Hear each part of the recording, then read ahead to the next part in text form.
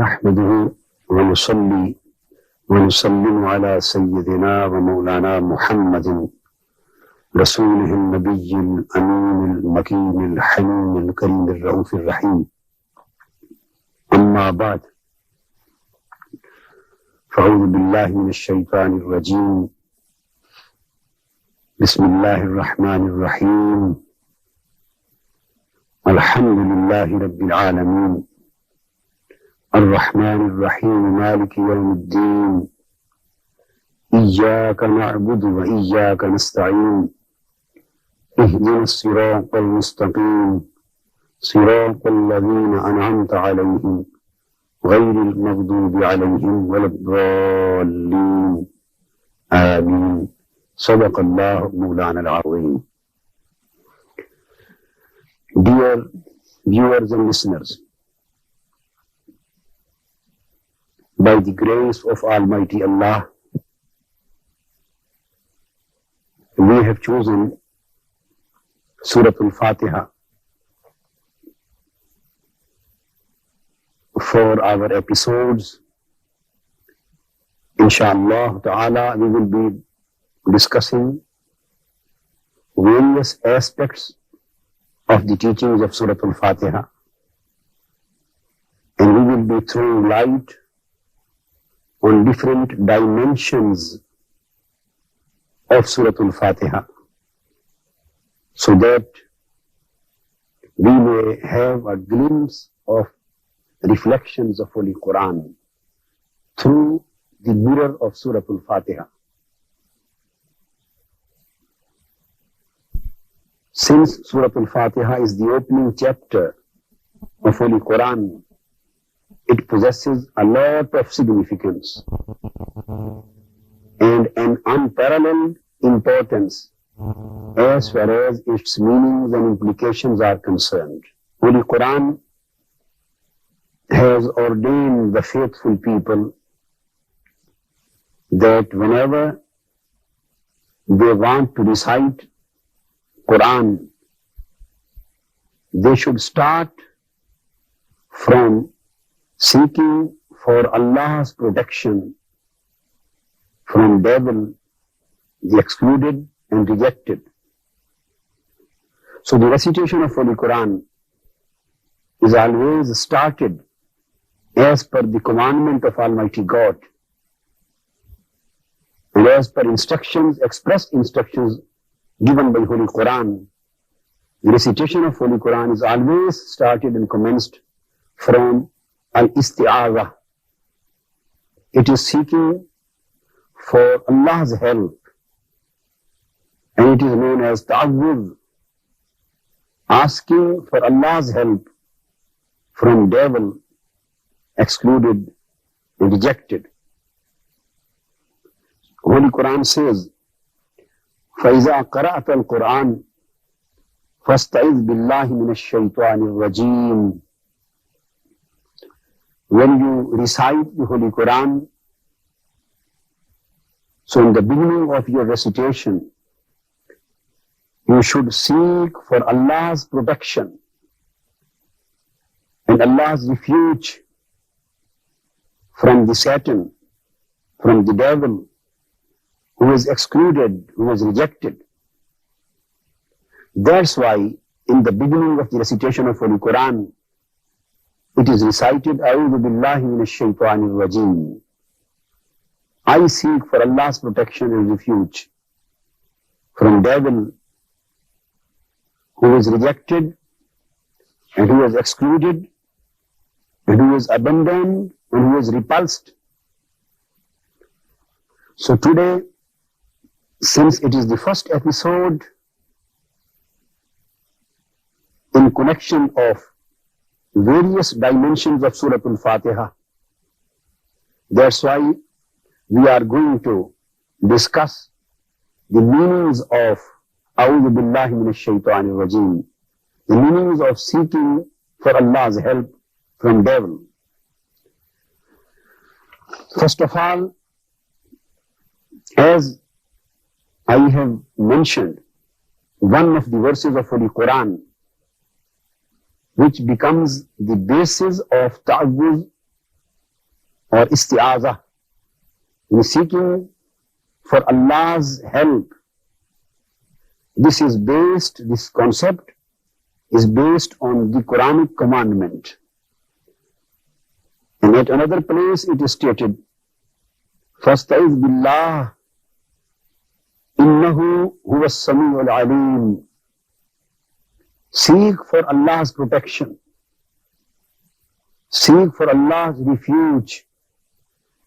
Indeed, He is hearing, knowing. At another place in Surah Al-A'raf, the same commandment is given in another form. It is stated, وَإِمَّا يَنْزَغَنَّكَ مِنَ الشَّيْطَانِ نَزْغٌ فَاسْتَعِذْ بِاللَّهِ إِنَّهُ سَمِيعٌ عَلِيمٌ. Whenever there is a temptation from devil, there is a temptation or wrong suggestion from the devil, from Satan, in your mind, in your heart. So at the time of devil's temptation, you should seek for Allah's protection and Allah's refuge.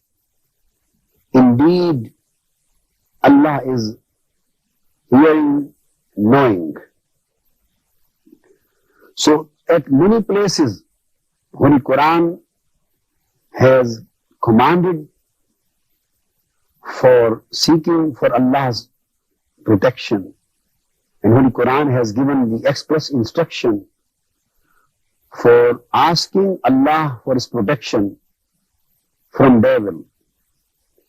So now we want to discuss the concept of isti'azah, seeking for Allah's help, in the light of the meanings of the three words. The first word is Audhu. The second, Ash-Shaytan. The third, Rajeem. What are the meanings of Audhu or Ta'awwuz? It is derived from Audhu. What is meant by Shaytan and what is meant by Rajeem? We have to pay attention and concentration on the meanings of these three words in order to understand the real implication and the real meanings of ta'awwuz, so that we may understand this reality also, why Almighty Allah has given the commandment of ta'awwuz for all faithful people. The word Audhu, it is derived from Aadha Ya'udh, and its root word is Audh. The word or letter Audh means to request anybody, to put a petition before anybody. It is said, Aadha fulanun bi fulanin.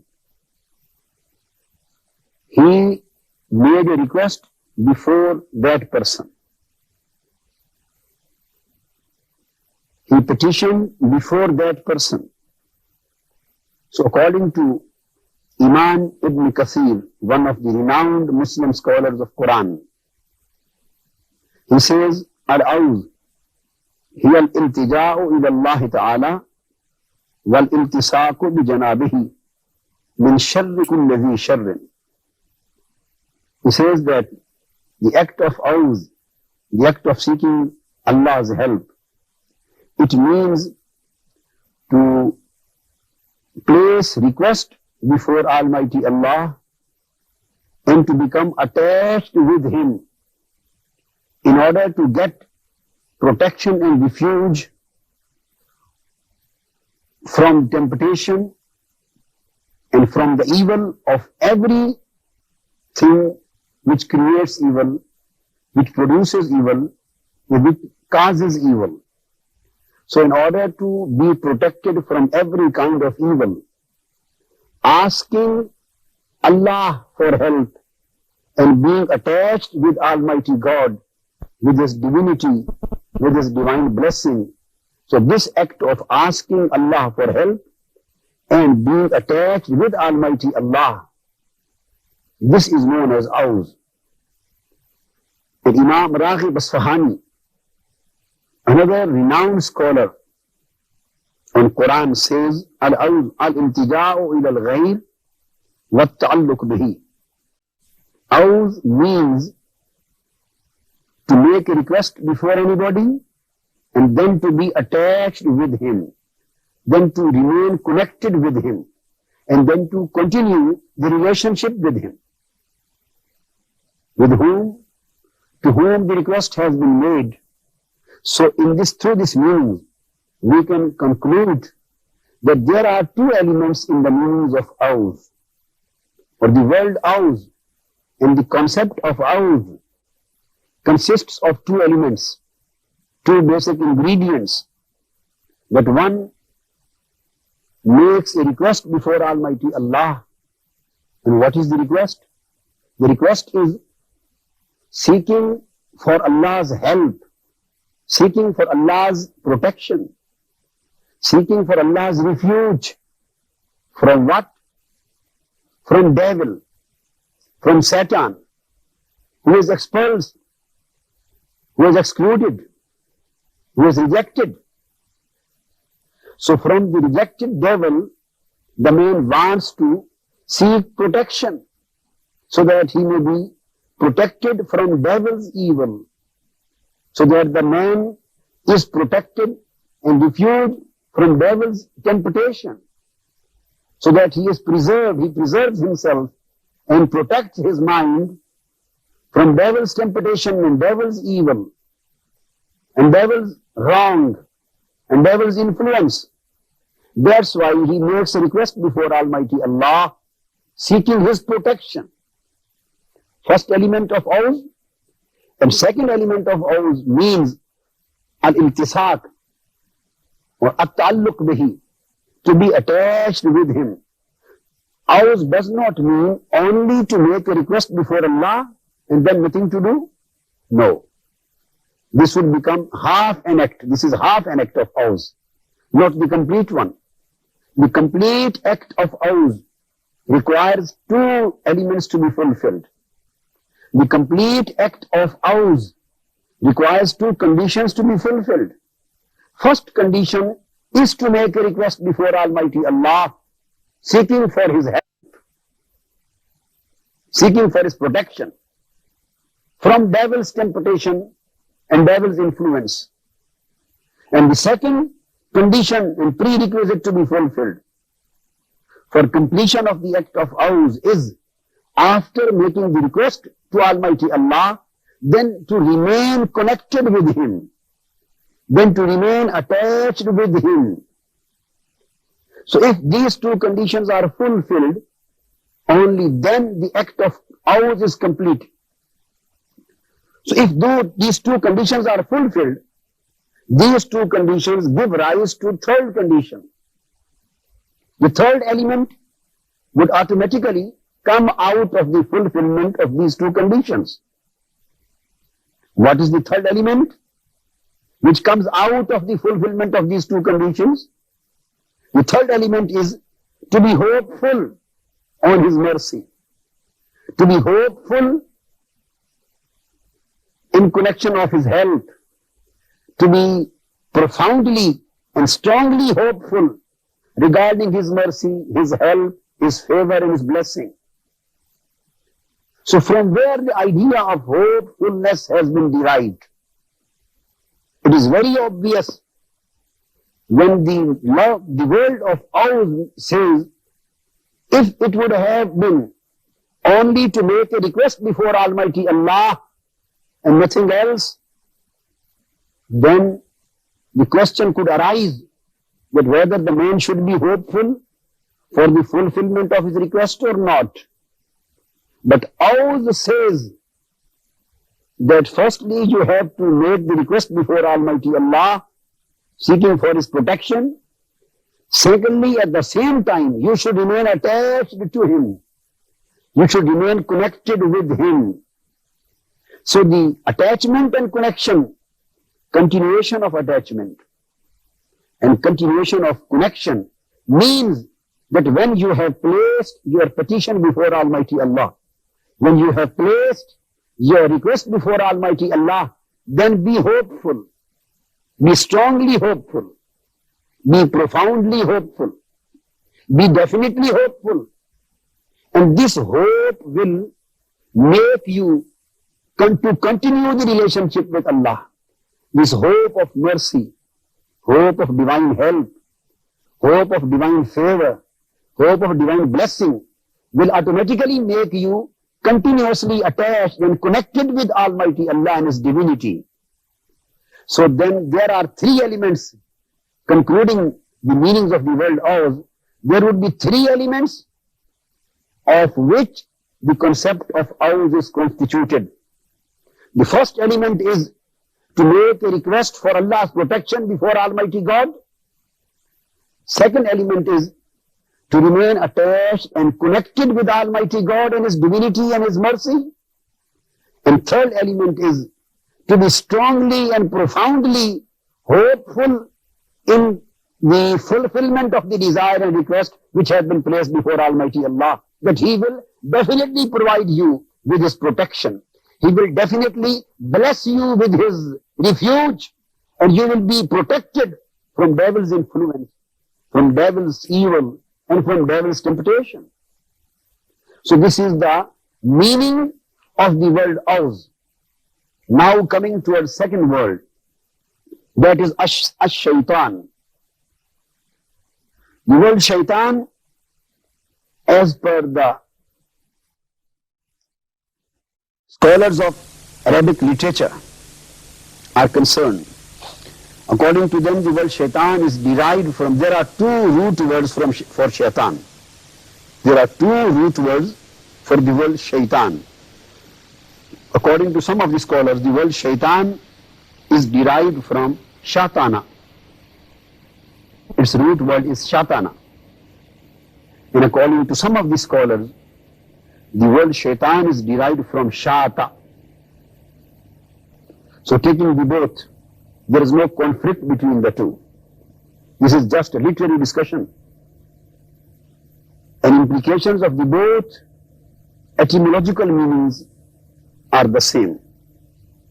So discussing the word Shaitan etymologically, we take the first aspect. If the word Shaitan is taken to be derived from Shatana, then Shatana in Arabic, it means Shatana ay taba'ada. Shatana means to become far, to be excluded, to be deprived from nearness. If anybody is deprived from nearness, anybody goes far away, it would be said Shatana. He went far. He was made far. He was deprived from nearness and he was excluded. He was expelled.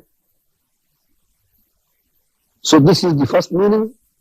And as far as the second aspect, etymological aspect of the word Shaitan is concerned, if it is derived from Shata, then Shata Yashit means ihtaraka ghadaban, to burn in anger, to burn in anger of jealousy, to burn in anger of enmity.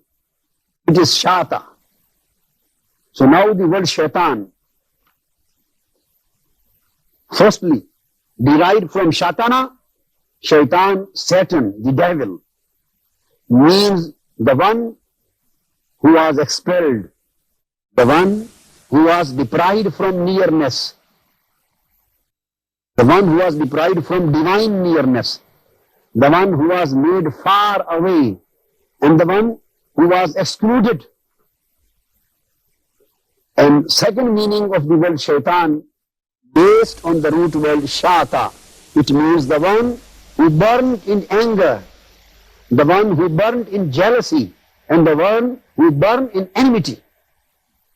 So Shaitan means who has been made far from Allah's mercy, who has been made far from Allah's nearness, who has been deprived from Allah's nearness, and who have been expelled and excluded from Allah's mercy, favor and nearness. And Shaitan is one who is burning and who burned in the anger, in the jealousy and in enmity of man and Adam. So these are the two meanings of the word Shaitan. Now the third word is Ar-Rajeem. Its root word is Rajama. The word Ar-Rajm means to stone. Rijam means stone. It is stated in Holy Quran, قَالُوا لَإِن لَمْ تَنْتَهِ يَا نُوحُ لَتَكُونَنَّ مِنَ الْمَرْجُومِينَ. They said, O Nuh, if you will not stop your preaching and propagation, you will definitely be stoned. We will stone you, definitely. So the word Raj means to stone. And from stoning, the concept of rejecting and expelling has been derived. So here, what is the stoning? What is the stoning? It means, as it is stated in Holy Quran, when the concept of stoning means to put and to throw the devil, the evil ideas, to throw the evil suggestions, to throw the evil temptations in the minds of people. So it is stated in the Holy Quran, الَّذِي يُوَسْوِسُ فِي صُدُورِ النَّاسِ مِنَ الْجِنَّةِ وَالنَّاسِ. That Khannas is that who throws the evil ideas and evil suggestions and evil temptations in the minds and in the hearts of the people. So again, through a regime, we can derive two meanings. The first meaning is the one who was stoned, which means the one who was rejected, and the one who was excluded and expelled. First one. And the second, the one who throws wrong ideas in the minds of people. The one who puts and throws wrong suggestions in the hearts of the people. The one who throws wrong temptations in the minds and the thoughts of the people. Who throws and puts wrong thoughts and confusions in the minds of the people. He is known to be a Rajeem. So after having discussed all of the three words, now we have to take the implications of the words Ash-Shaytan Ar-Rajeem. Because Quran says that before you recite Holy Quran, O faithful people, you should ask Allah for His protection from devil who is expelled, who is excluded, who is rejected, who is burning in the fire of anger and jealousy and enmity, and who throws wrong ideas and temptations in the minds of people, and who has been deprived from the divine nearness of Almighty God. All of these attributes and characteristics and qualities and meanings and their implications are to be joined together. And then Quran says, before you recite Holy Quran, you should seek for Allah's protection from Shaitan al-Rajeem. Now we are coming towards the practical implications of the meaning of Shaitan al-Rajeem. There are various implications of a Shaitan al-Rajeem, and out of those we are taking the three. At this moment, out of those we are going to take three implications of the word Ash-Shaytan al-Rajeem. We want to say through these implications that what is meant by Shaitan al-Rajeem.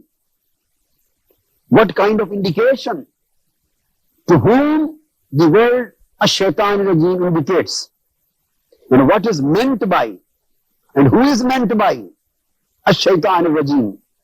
So there are so many implications, but as I have already explained, we are going to take three important implications out of those. The first implication of the word Ash-Shaytan al-Rajeem is a specific person whose name was Iblees. And Quran says he was a jinn. Primarily he was a jinn. used to live with the angels and used to be a very pious person, a very great worshipper of Allah. And due to his worshipping, he was given a company with angels. In spite of being jinn, he was permitted to live with angels. And he was included with the sphere of angels. So this person, Iblees, Quran says that Almighty Allah ordained to all of the angels for adoration before Adam, the first of the prophets and the first of human beings on the earth, in order to show respect for the prophet Adam. So the divine commandment of Allah for adoration to Adam was given to the angels. And Quran says, ثُمَّ قُلْنَا لِلْمَلَائِكَةِ اسْجُدُوا لِآدَمَ فَسَجَدُوا إِلَّا إِبْلِيسَ. When Almighty Allah gave the commandment to the angels to adore to Adam, so all of the angels adored to Adam, except Iblees. He refused. لَمْ يَكُنْ مِنَ السَّاجِدِينَ. He refused to accompany the adoring angels. قَالَ مَا مَنَعَكَ أَلَّا تَسْجُدْ إِذْ أَمَرْتُكَ. Almighty Allah asked the Iblees at that time, up till that moment, he was not made Shaytan. Up till that moment, he was not made a Shaytan Rajeem. He was not made devil. Up till that moment, he was simply Iblees. Almighty Allah asked Iblees the reason why he did not adore to Adam in spite of the divine commandment of Almighty God. Why he did not show respect to Adam in spite of divine commandment of Allah. The answer given by Iblees was, قَالَ أَنَا خَيْرٌ مِّنْهُ خَلَقْتَنِي مِنْ نَارٍ وَخَلَقْتَهُ مِنْ طِينٍ. Iblees replied, O God, I did not adore to Adam because I think that I am better than Adam. Because you have created me from fire and you have created Adam from dust. So the one who is created from fire is definitely better than the one who is created from dust. This was the reasoning, this was the logic which was given by Iblees before Almighty God, a reason of refusal to adoring to Adam. Almighty Allah said, قَالَ فَهْبِتْ مِنْهَا. Get down and get out and be deprived of my divine nearness. فَمَا يَكُونُ لَكَ أَن تَتَكَبَّرَ فِيهَا فَاخْرُجْ فَإِنَّكَ مِنَ الصَّاغِرِينَ. So he was deprived of his nearness. He was excluded from his nearness. He was expelled from there. At another place where the Quran says, فَإِذَا سَبَّيْتُهُ وَنَفَخْتُ فِيهِ مِنْ رُوحِي فَقَوْا لَهُ سَاجِدِينَ. Almighty Allah said to angels that when I would give balance to the creation of Adam, and after providing him a balanced creation, I will put my soul into him. I will put my soul, my spiritual soul in Adam. So when I have put my soul into him, then you have to adore to Adam. فَسَجَدَ الْمَلَائِكَةُ كُلُّ مَجْمَعُونَ. All of the angels went on adoration to Adam alayhi salam, illa Iblees, and he refused. Again he said, replying Almighty God, that I am not ready to adore to a man. And on this reply, Almighty Allah said, get out from my divine nearness. You are not able to stay in my nearness. So at that time, when he did not show respect to Prophet Adam, when he disrespected to Prophet Adam, when he dishonored to Prophet Adam, and when he dishonored to the divine commandment of Almighty God, and when he thought himself to be better than the Prophet, when he thought himself to be the upgraded person as compared to the Prophet Adam. So on the basis of this disrespect to the Prophet and disrespect to divine commandment of Almighty God, and to consider himself better than Prophet Adam, on his idea. And at that moment, the Iblees was made Shaytan al-Rajeem. He was made the expelled. He was made the excluded. He was made the rejected. All of his worship was rejected in that day.